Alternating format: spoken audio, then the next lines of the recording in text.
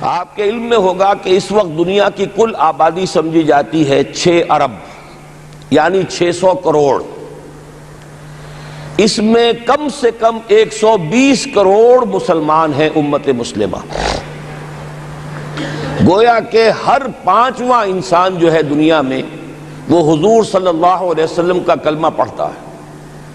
اتنی بڑی تعداد. اس کے ساتھ ہی کتنا بڑا علاقہ جو ہے اس زمین کا وہ اللہ تعالیٰ نے اس امت کے قدموں تلے رکھا ہے. اگر آپ نے نقشہ دیکھا ہو دنیا کا تو آپ کو معلوم ہونا چاہیے کہ شمال میں جو بہت بڑا یہ نظر آتا ہے سائبیریا اور روس کا علاقہ، یہ سب غیر آباد ہے.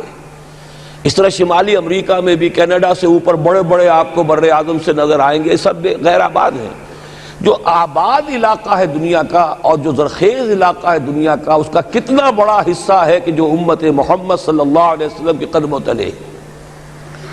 انڈونیشیا ملائیشیا سے چلے آئیے، اس کے بعد مسلسل چاہے کہیں مسلمان اقلیت میں تھوڑے بہت ہیں، لیکن پھر بنگلہ دیش آتا ہے، بڑی عظیم اکثریت کا ملک ہے. پھر بھارت میں اگرچہ اقلیت میں ہے لیکن 20 کروڑ مسلمان بھارت میں اس وقت ہے. پھر جو پاکستان سے شروع ہوا سلسلہ، افغانستان، ایران، چلتے جائیے ادھر ترکستان، چینی ترکستان، روسی ترکستان، پھر آگے چلیے عالم عرب، افریقہ کا پورا شمالی علاقہ، افریقہ کا تقریباً سارا وسطی علاقہ. یہ سب کیا ہے؟ کتنا بڑا رقبہ ہے. اور ہر طرح کی نعمت اللہ نے دی ہے. اس میں نباتات بھی ہیں، اس میں معدنیات بھی ہیں، اور سب سے بڑھ کر آج کی دنیا میں جو اہم ترین شے ہے کہ پیٹرول جو ہے، تیل جو ہے، اس کے سب سے بڑے ذخائر وہ ہیں کہ جو مسلمانوں کے قدمے تلے. اتنی تعداد میں ہونے کے باوجود، اتنے وسائل کے پر بظاہر قابض ہونے کے باوجود، سوال یہ ہے کہ کیا آج دنیا میں امت مسلمہ کو عزت حاصل ہے یا یہ ذلیل ہے؟ اسے غلبہ حاصل ہے یا مغلوب ہے؟ اسے کوئی دنیا میں وقار حاصل ہے یا یہ بالکل بے وقار ہو کر رہ گئی؟ یہ بات ہے جو ہمارے سمجھنے کی ہے. آج کیوں ذلیل کہ کل تک نہ تھی پسند، گستاخی فرشتہ ہماری جناب میں.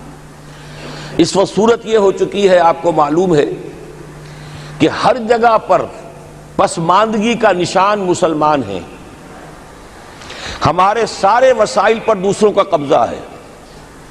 ایک ہی شے رہ گئی تھی، تیل، خلیج کا تیل، اس پر بھی آ کر امریکہ کی فوجیں ان کے سر پر بیٹھ گئی ہیں. سارا کا سارا تیل اب ان کے قبضے میں ہے. ادھر خلیج کے دہانے کے دونوں طرف وہ اپنے مورچے بنا رہے ہیں تاکہ یہاں کسی کا داخلہ نہ ہو سکے. بڑے بڑے جتنے لوگ ہمارے ہیں ان سب کی دولت ان کے پاس ہے. کہنے کو تو سلطان اور برونائی دنیا کا امیر ترین آدمی ہے، لیکن دولت ہے کہاں اس کی؟ انویسٹڈ تو وہی ہے، اسی کے بینکوں میں ہے، انہی کی کمپنیوں میں ہے. کسی کے پاس کچھ نہیں ہے. سعودی عرب کے کوئی ڈالرز ہیں تو کہاں ہیں؟ جیسے شہنشاہ ایران کا جو اثاثہ تھا، سرمایہ تھا، جو سارا کا سارا انہوں نے جو ہے وہ فریز کر لیا. تو یہ دولت تو ساری وہی ہے. کہنے کو ہے کہ آپ کے اکاؤنٹ میں اتنا روپیہ ہے، لیکن سوال یہ ہے کہ وہ اکاؤنٹ فی الواقع کس کے قبضے میں ہے؟ پھر آپ کو معلوم ہے کس طریقے سے مسلمانوں کے ساتھ سلوک ہو رہا ہے. ہر جگہ پر جہاں چاہیں، جس طرح چاہیں انہیں ستا لیں. اور ان میں بھی سب سے بڑھ کر جو بات میں آپ سے کہوں گا، آج دنیا میں جتنے بڑے پیمانے پر محمد عربی صلی اللہ علیہ وسلم کی توہین و تذلیل ہوئی ہے، پوری انسانی تاریخ میں نہیں ہوئی.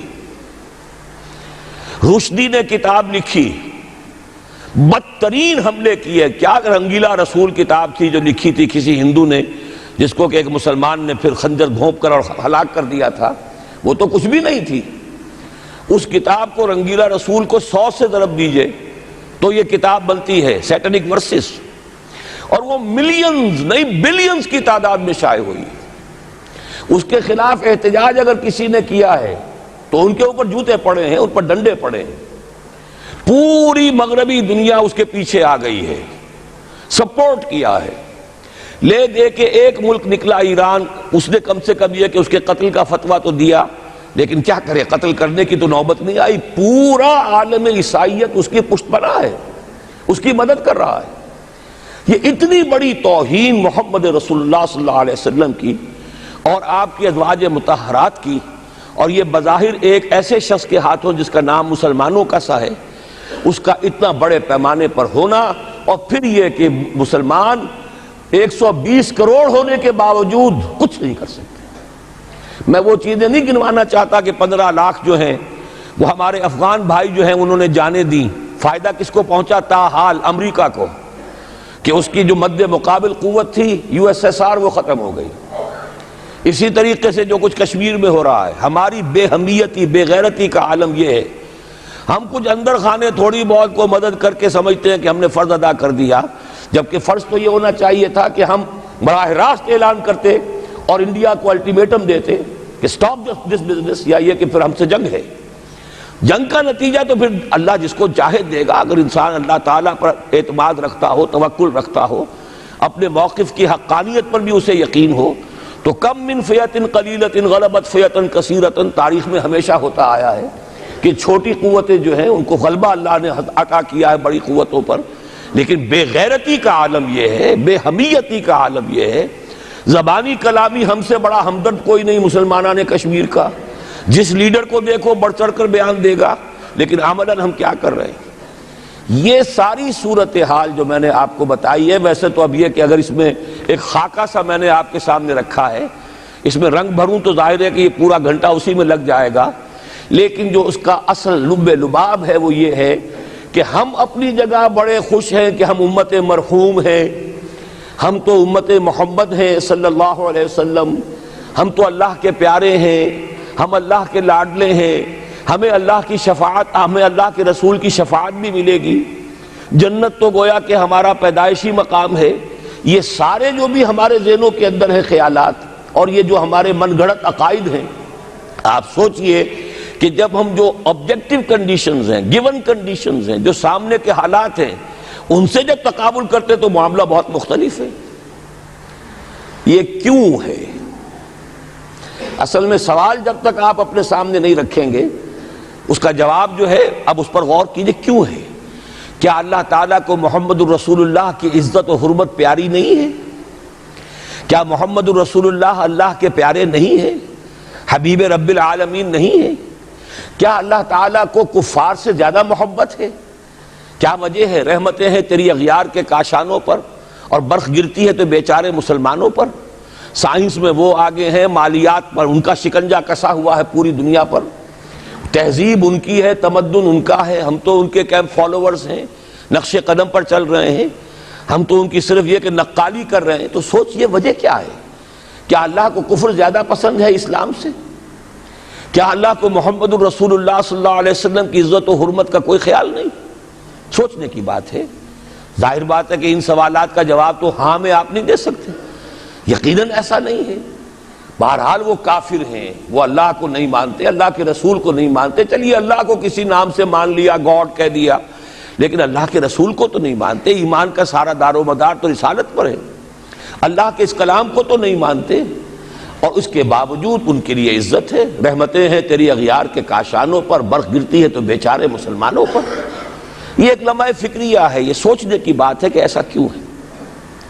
اس کا جو جواب میں آپ کو دوں گا وہ ذرا سا کڑوا جواب ہے، نوارا تلخ ترمیزن چو ذوق نغمہ کمیابی۔ بات کہنی پڑتی ہے، جب تک کہ کڑوی بات کہی نہ جائے، حقائق کو دیکھنے کی جرت پیدا نہ کی جائے، مواجہہ نہ کیا جائے، فیکٹس کو فیس نہ کیا جائے، اس وقت تک بات صحیح نہیں ہوگی، اور نہ ہم صحیح تشخیص کر سکیں گے، نہ صحیح تجویز کی طرف ہمارا ذہن منتقل ہوگا۔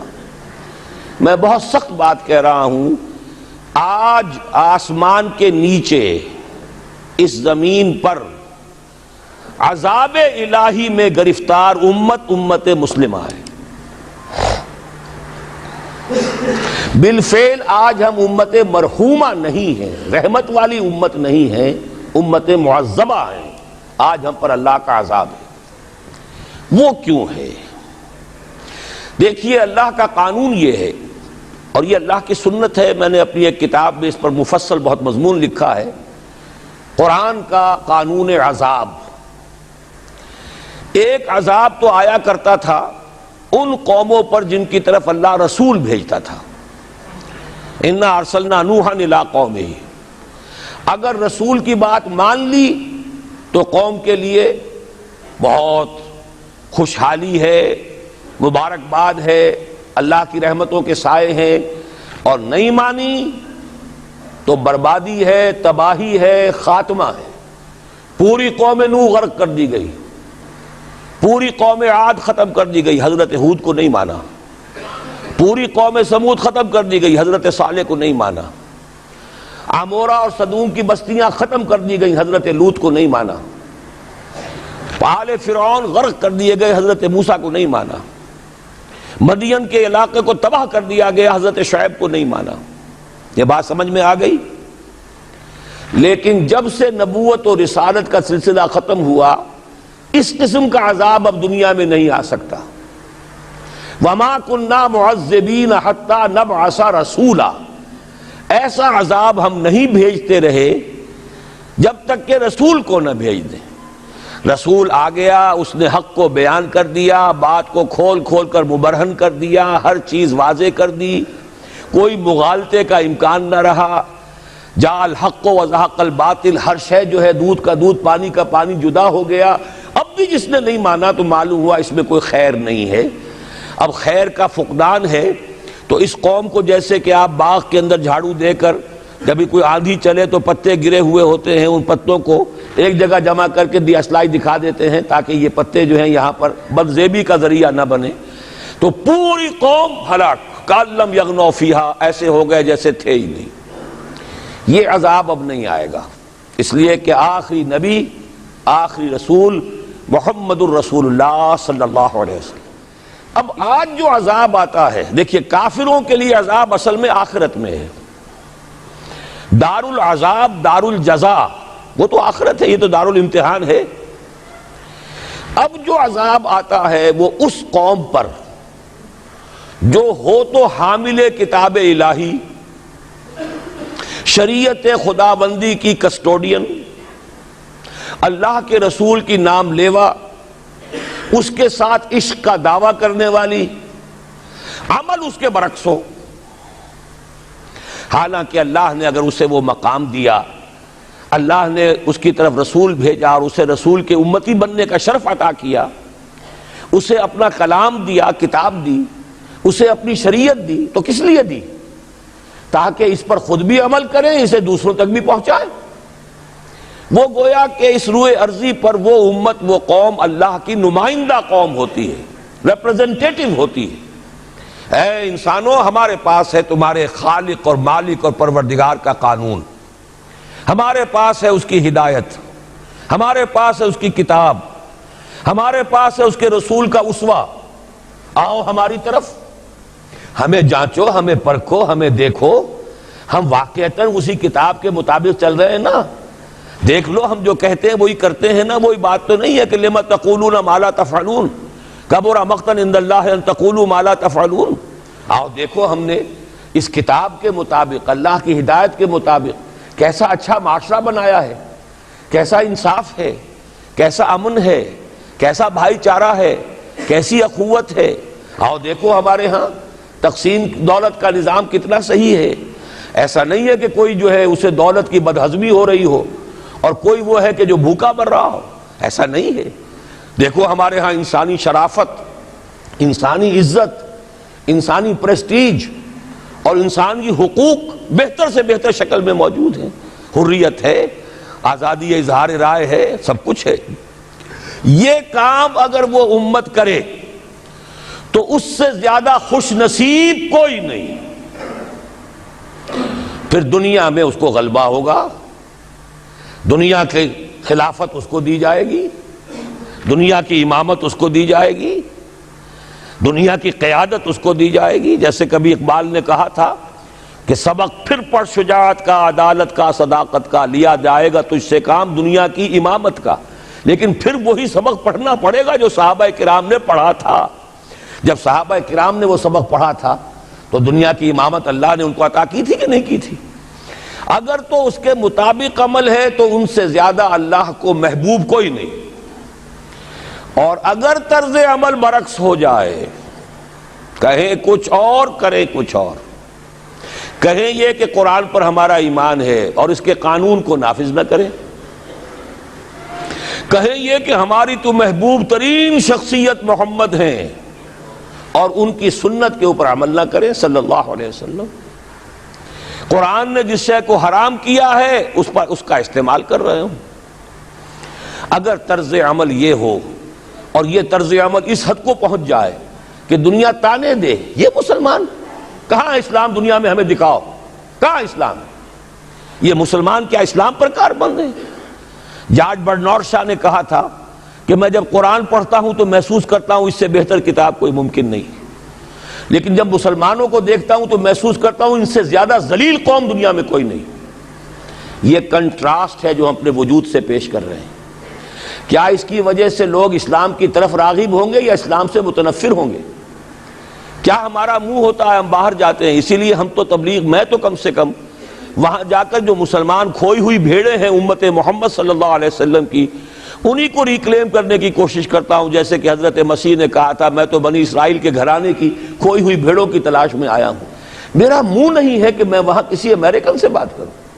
وہ یہ کہے گا تم اپنا گھر تو سنوارو, فزیشین ہیل تھائی سیلف. تم ایک چھوٹا سا ملک نہیں چلا سکتے, تم نے اس کا بیڑا غرق کر کے رکھ دیا ہے.